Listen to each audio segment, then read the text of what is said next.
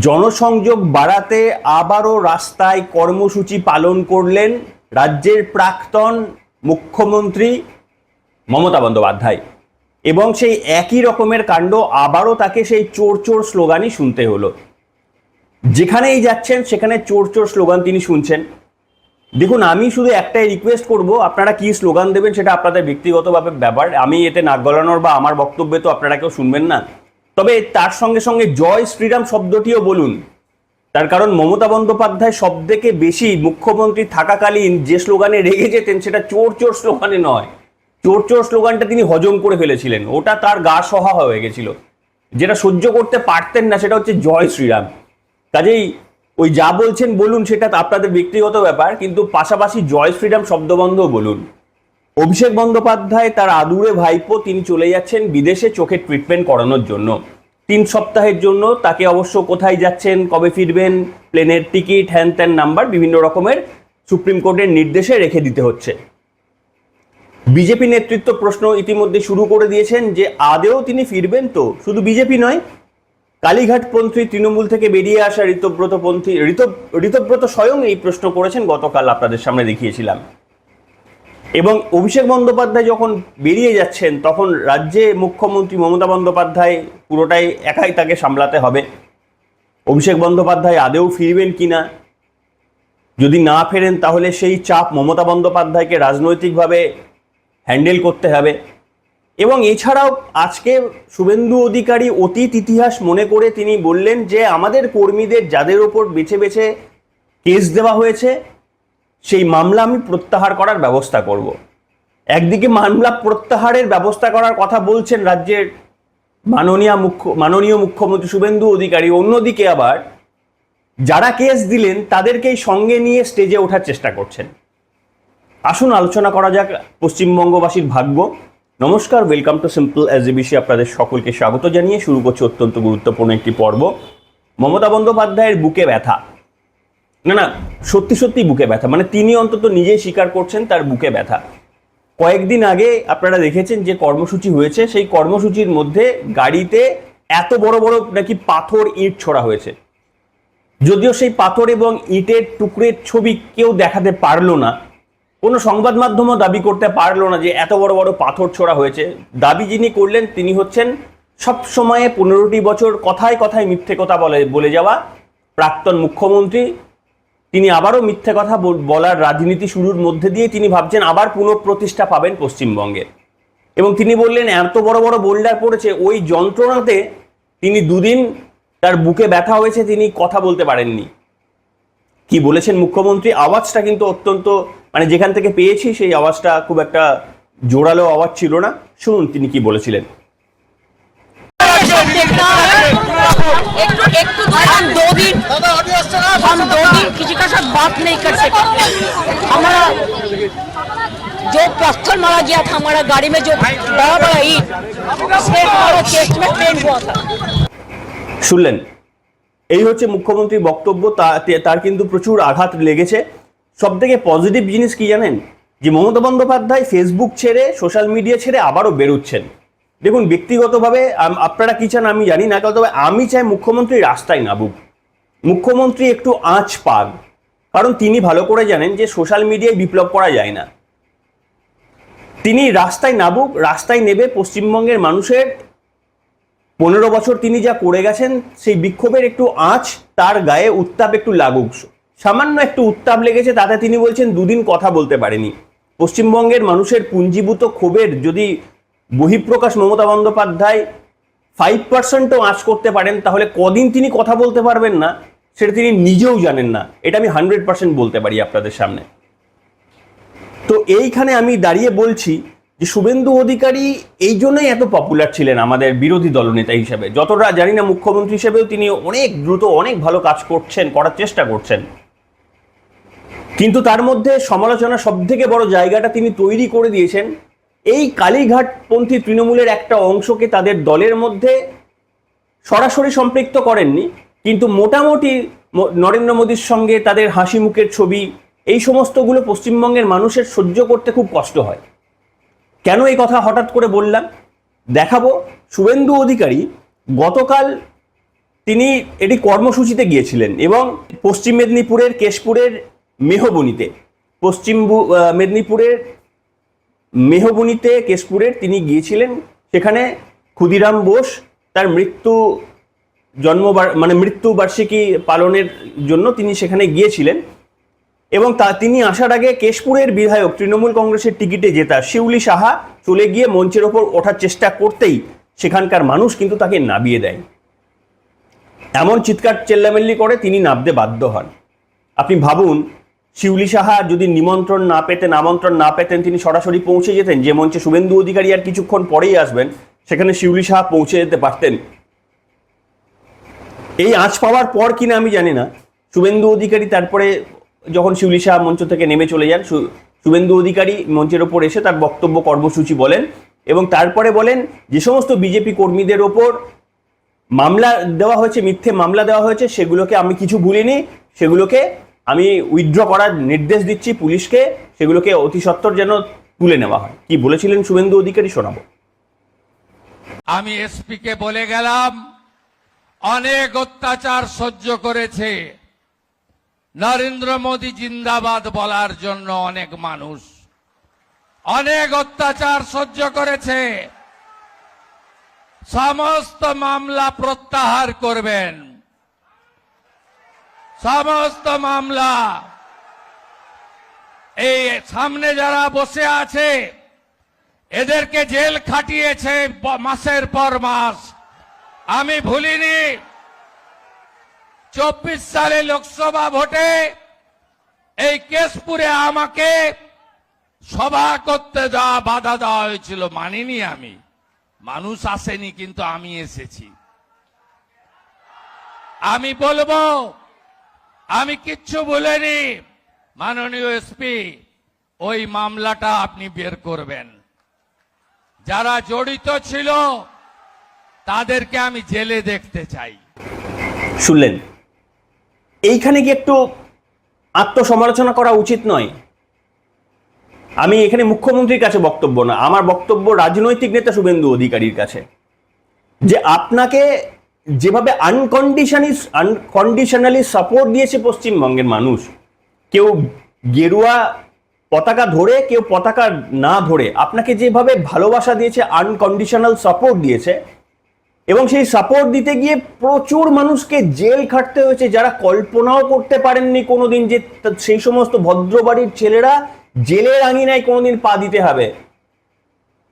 কিন্তু তারা করেছেন পশ্চিমবঙ্গের এই শৃঙ্খলা মোচন থেকে আপনাকে ওই জায়গায় পৌঁছে দিতে। তাদের আত্মবলিদান, মানে মৃত্যুর কথা বলছি না, কিন্তু এটাও তো একটা আত্মবলিদান, সেটা আপনি রেকগনাইজ করলেন, সেটা খুব ভালো ব্যাপার। কিন্তু পাশাপাশি যারা করলেন, এটা কি শুধুমাত্র প্রত্যেকটা জেলায় কেস মমতা বন্দ্যোপাধ্যায় দিয়েছেন আর অভিষেক বন্দ্যোপাধ্যায় দিয়েছেন? এই শিউলি সাহারা প্রত্যেকটা জায়গায় গিয়ে তাদের বিধায়করা, তাদের গ্রাম পঞ্চায়েতের নেতারা, তাদের মাতব্বররা এই কেসগুলো দেওয়া করিয়েছে। আর তাদেরকে যদি দলে নিয়ে নেন, তাহলে এই যারা আত্মবলিদান দিলেন তাদের কেস উইথড্র করলে শুধু হবে না, তাদের সম্মান জানানো হবে না।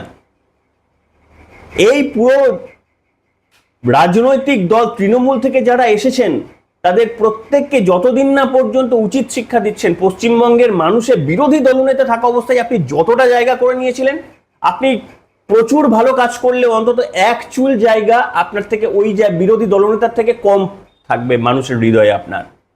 তার কারণ তখন আপনি কখনোই ওরকম ভেদাভেদ করতেন না।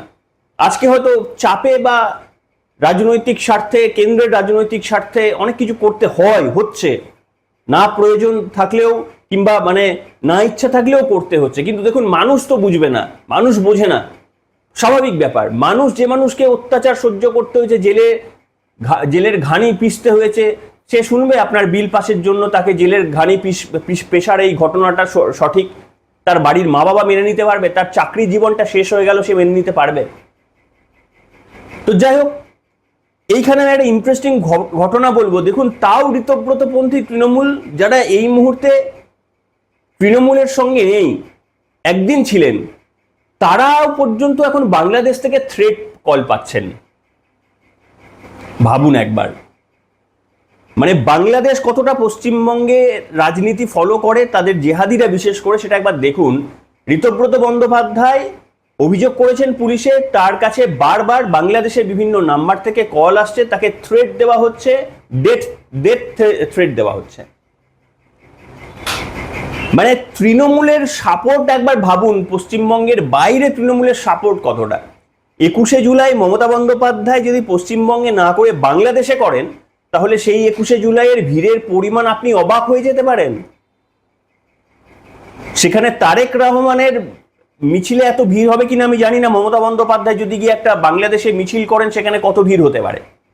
সেই রাজনৈতিক নেত্রী মমতা বন্দ্যোপাধ্যায়কে খোলা স্পেস দিয়ে রেখে দেওয়া হয়েছে। আচ্ছা, শুভেন্দু অধিকারী যদি এবারে হেরে যেতেন, আর কল্পনা করে নিন যে তার কাছে হাইকোর্টের রক্ষা কবচটা যদি তুলে নেওয়া হতো, সেটা রক্ষা কবচটা একটা সার্টেন ইয়েতে অবস্থা তুলে নেওয়া হয়েছিল, তারপরেই তার নামে এফআইআর জমতে শুরু হয়, তাহলে এই শুভেন্দু অধিকারীর পরিণতি কি করতো একবার তৃণমূল কংগ্রেস ভেবে নিন। কিংবা উল্টে ভেবে নিন যে অভিষেক বন্দ্যোপাধ্যায়ের জায়গায় একবার শুভেন্দু অধিকারীর কথা ভেবে নিন। আর যদি অভিষেক বন্দ্যোপাধ্যায় ক্ষমতার পরিবর্তন করে ফেলতেন, তাহলে শুভেন্দু অধিকারীর ওপর কি কি অত্যাচার করতেন একবার ভাবুন। সেখানে আমরা অবাক হয়ে যাই। এটাও শুভেন্দু অধিকারী মাননীয় মুখ্যমন্ত্রী যখন বিরোধী দলনেতা ছিলেন, কাগজের পর কাগজ আমাদের দেখাতেন, বিভিন্ন জায়গা থেকে কোট করে, কখনো ইনিশিয়াল নেম এবি বা এরকম করে বলতেন, অভিষেকের নাম নিতেন না, কিন্তু বলতেন এরা জড়িত, মানে বলার ইঙ্গিত দিতেন। ওইগুলো শুনে আমরা সকলেই বুঝতাম, আমরা দুয়ে দুয়ে চার করতাম যে নিশ্চিতভাবে যে এই জড়িত, এবং ক্ষমতাতে পরিবর্তন হলেই 1 মাসের মধ্যে এর ঘর শ্রীঘরে হবে। আর ক্ষমতা পরিবর্তন হয়ে যাওয়ার, রিয়েলিটি হয়ে যাওয়ার 3 মাসের পর এর স্থান বিদেশে হচ্ছে। এইটা পশ্চিমবঙ্গের আসল পরিবর্তন। মমতা বন্দ্যোপাধ্যায় খোলা ঘুরে বেড়াচ্ছেন, মমতা বন্দ্যোপাধ্যায় আবারও তিনি বিভিন্ন রকমের বক্তব্য বলছেন, মানুষকে মিথ্যে কথা বলছেন যে এত বড় বড় ইট ফেলা হয়েছিল, পাথর ফেলা হয়েছিল, তাকে মারার চক্রান্ত, বিভিন্ন মিথ্যে কথা বলছেন। বলতেই পারেন, সেটা তার রাজনৈতিক মানে অস্বচ্ছতা, এটাই আমরা ধরবো। অভিষেক বন্দ্যোপাধ্যায় বিদেশে চলে যাচ্ছেন, কিন্তু যে অভিযোগগুলো দিনের পর দিন পশ্চিমবঙ্গের মানুষ শুনলো আপনাদের কাছে বিরোধী দলনেতা থাকা অবস্থায়, বা আপনারা এখন বিরোধী ছিলেন, সেগুলো আপনাদের মানে সিআইডি, আপনাদের পুলিশ, আপনাদের সেন্ট্রাল বাহিনী কেউ কিছু করতে পারে না। তাহলে 3টি বিষয় হতে পারে। এক, সত্যি অভিষেক বন্দ্যোপাধ্যায় নির্দোষ। তিনি যে বলেছেন যে আমি 10 পয়সার দুর্নীতি করলে আমার লাগবে না কোনো ইডি সিবিআই, আমাকে ফাঁসির দড়িতে নিয়ে যাবেন, তাহলে অভিষেক বন্দ্যোপাধ্যায় ওয়াজ কারেক্ট, তিনি সঠিক বলেছিলেন। তাহলে মেনে নিন সেটা। দয়া করে অভিষেক বন্দ্যোপাধ্যায়ের আর রাজনৈতিক বিরোধিতা করবেন না, দয়া করে তৃণমূলকে আর অন্তত চোর বলবেন না, তার কারণ 80% তৃণমূলকে নিয়েই নিয়েছেন, মানে পরোক্ষভাবে। আর বাকিদের বিরুদ্ধে কোনো প্রমাণ ওই কয়েকজন কাউন্সিলর আর কয়েকজন বিধায়ক ছাড়া প্রমাণ করতে পারছেন না। তাহলে এদেরকে, মানে আপনাদের উদ্দেশ্য তো মমতা বন্দ্যোপাধ্যায় এবং অভিষেক বন্দ্যোপাধ্যায়, তাদের বিরুদ্ধে কোনো প্রমাণ করতে আনা যাচ্ছে না। এত চুরি,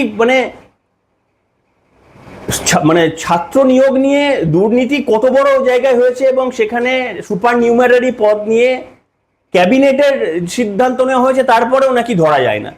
এবার আমি তো আইনের দিক বুঝি না, তদন্তের দিকও বুঝি না, যারা করেন তারা বুঝবেন। তাহলে যদি না ধরা পড়ে, তাহলে বলুন যে অভিষেক বন্দ্যোপাধ্যায় ওয়াজ কারেক্ট, যে তিনি 10 পয়সার দুর্নীতি করেননি। আর মমতা বন্দ্যোপাধ্যায় হচ্ছে তার সাদা শাড়িতে কেউ কালি দাগ লাগাতে পারেনি। তাহলে বাদ বাকি আপনারা যা করেছেন সেটা শুধু বিরোধিতা করতে করেছেন। এটা ফার্স্ট 1 নম্বর অপশন হতে পারে। 2 নম্বর অপশন হতে পারে সেটিং এর তত্ত্ব, যে আপনারা ওই সিপিএম এর কথায় যাহাই বিজেপি, বা মুকুল রায়ের কথায় যাহাই বিজেপি তাহাই তৃণমূল, সেই সেটিং এর জন্য আপনারা কিছু করছেন না, করতে চানও না, করবেনও না ভবিষ্যতে। এটা 2 নম্বর হতে পারে।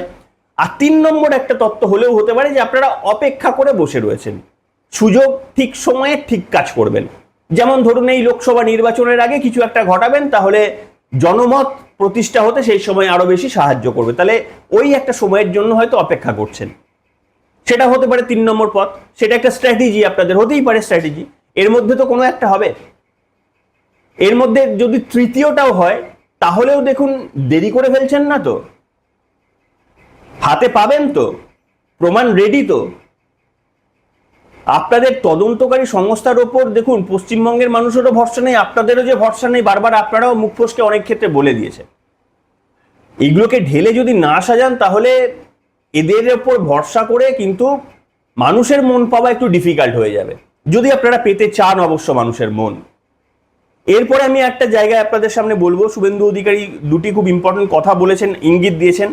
একটা হচ্ছে জমি এবং আপনার ধর্ম পরিবর্তন, এইটা করা যাবে না, ধর্ম পরিবর্তন জোর করে করা যাবে না, এটা নিয়ে তিনি ভাবছেন এবং সামনে কিছু বড় কিছু করার প্ল্যান করছেন বলে শেষের দিকে একবারে বলেছেন সাংবাদিক সম্মেলনে। এবং জমিও বিক্রি করার জন্য সেটা ভাবছেন বলেছেন। অনেকে প্রশ্ন তুলছেন, সংবাদ মাধ্যম লিখেছেন, তাহলে বোধহয় মানে এক ধর্ম থেকে অন্য ধর্মের কাউকে জমি বিক্রিতে এরপরে কোনো নিষেধাজ্ঞা বা পারমিশন ছাড়া করা যাবে না, এরকম হলেও হতে পারে। তবে তিনি এখনো ফাইনাল কিছু বলেননি, তবে ইঙ্গিত দিয়েছেন। শুভেন্দু অধিকারী এসে যে কিছু কাজ করেনি সেটা ডেফিনেটলি তার অতি বড় মানে নিন্দুকেরও বলতে পারবেন না। এবং এটুকু শিওর যে পশ্চিমবঙ্গে মুখ্যমন্ত্রী হওয়ার দাবিদার প্রত্যেকটি রাজনৈতিক নেতাদের মধ্যে যারা ছিলেন, শুভেন্দু অধিকারী এসে যা যা কাজ করেছেন এই 3 মাসের মধ্যে, বাকিদের কারো মানে 10% কাজ করতে পারতেন না, এটুকুও শিওর। কিন্তু শুভেন্দু অধিকারীর কাজ কতটা করলেন সেটা আমরা জানতাম। শুভেন্দু অধিকারী মুখ্যমন্ত্রী হলে এগুলো তো হবেই, কারণ তিনি তো বলেই ছিলেন, আর তিনি এক কথার মানুষ, বিজেপিও কথা দিয়ে কথাটাকে আমরা জানতাম। যেটা জানতাম না সেটা হচ্ছে আপনারা এই আত্মীকরণ করে ফেলবেন। এই যে শিউলি সাহা কেমন, এটা কি সম্মান বাড়লো? মুখ্যমন্ত্রী ওঠার আগে একজন তৃণমূল আসা নেত্রী ওঠার চেষ্টা করলেন, নিশ্চয়ই আমন্ত্রণ পেয়েছিলেন আপনাদের কাছ থেকে। ওঠার চেষ্টা করতে গিয়ে যে এই যে মানুষ তাদের নামিয়ে দিল, এটা কি মুখ্যমন্ত্রী বলবো না এখানে আমি, এখানে মানে বিজেপি নেতা শুভেন্দু অধিকারীর কি সম্মান বাড়লো?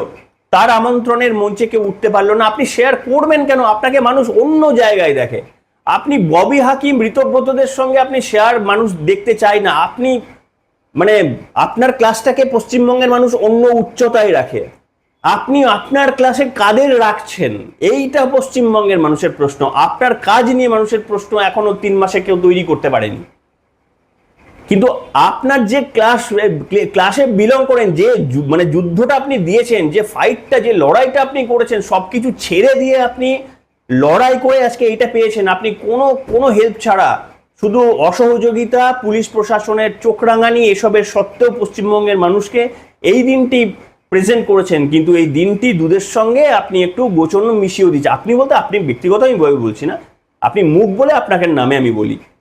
কারণ বিজেপি বলতে আমি বুঝি আপনি একটা বড় অংশ, পজিটিভ ক্ষেত্রে বুঝি। তাই পশ্চিমবঙ্গের আপনার কাছে প্রত্যাশা, প্রচুর প্রত্যাশা। এই প্রত্যাশা পূরণের জন্য তৃণমূল কংগ্রেসের হাত ধরাটা মোটেই কাম্য ছিল না। এবং এই যে মুখ্যমন্ত্রী এবং অভিষেক বন্দ্যোপাধ্যায়কে খোলা মাঠ দিয়ে রেখেছেন, সেই খোলা মাঠ একদিন কিন্তু মানে আপনাদের রাজনীতির বুমেরাং হয়ে আসতে পারে। দেখছেন তো বাংলাদেশে কত সমর্থক, দেখছেন তো 21শে জুলাই মমতা বন্দ্যোপাধ্যায় এত ভোটে হারার পরও এত লোক জুটিয়ে ফেলেছিলেন। পশ্চিমবঙ্গের মানুষ বোঝা বড় শক্ত।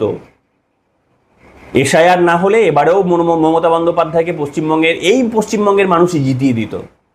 তাই মনে রাখবেন, পশ্চিমবঙ্গ প্রচন্ড কমপ্লিকেটেড একটা জায়গা, যেখানে রাজনীতির ক্ষমতা মানে চলে যাওয়াটাও শক্ত, আবার ধরে রাখাটাও শক্ত। এনিওয়ে, আপনাদের প্রত্যেকে সুচিন্তিত মত লিখে জানাবেন। এখনকার মতো এখানে।